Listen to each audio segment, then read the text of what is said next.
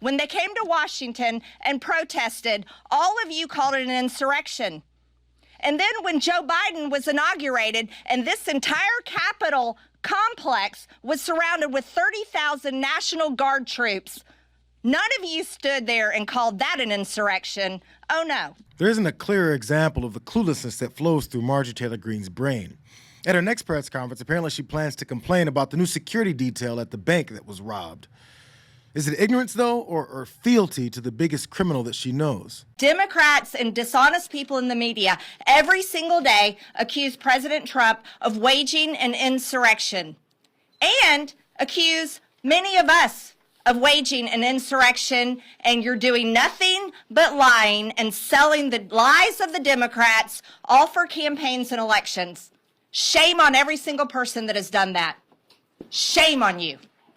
You need to tell the truth. You have the freedom of press, one of the greatest rights in this entire world. And anyone that puts the word insurrectionist, calls President Trump an insurrectionist, and calls any of us an insurrectionist is a liar, and you do not deserve the power that you possess. Shame on you. Shame on you. But when your job is to cover for a well-documented attempt at first subverting and then overturning the election with a last-minute Hail Mary of unleashing your violent mob on the Capitol, things can get pretty stressful. Stressful enough to force you to admit that that's exactly what you would have liked to see. Then January 6th happens, and next thing you know, I organized the whole thing along with Steve Bannon here. And I want to tell you something. If Steve Bannon and I had organized that, we would have won.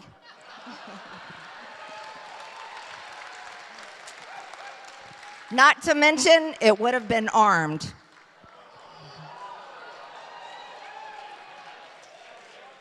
Yeah.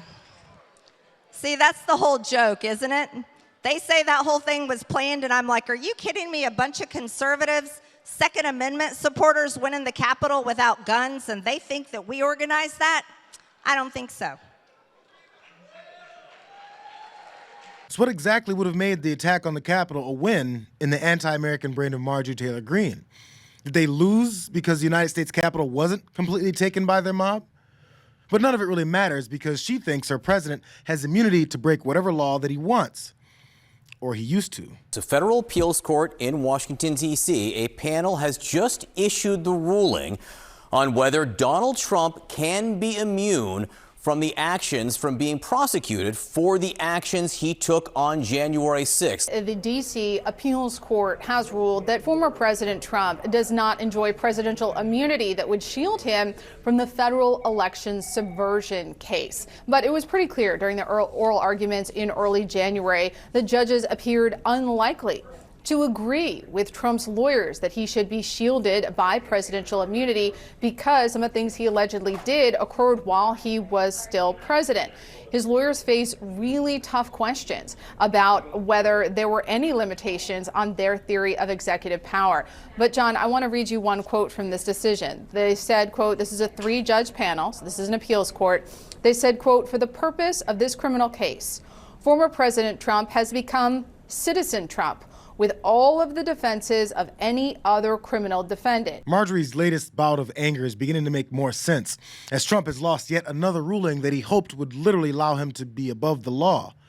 You can probably imagine how many ketchup-drenched plates Trump has thrown across the room in response to this ruling that now forces his henchmen to angrily put their names on the line to support him. The American people are smart. They know that the weaponized attacks of radical far-left prosecutors and Joe Biden's Department of Justice against President Donald Trump are nothing more than a targeted political witch hunt used to further their own extreme far-left political agenda and hijack the will of the American people come Election Day.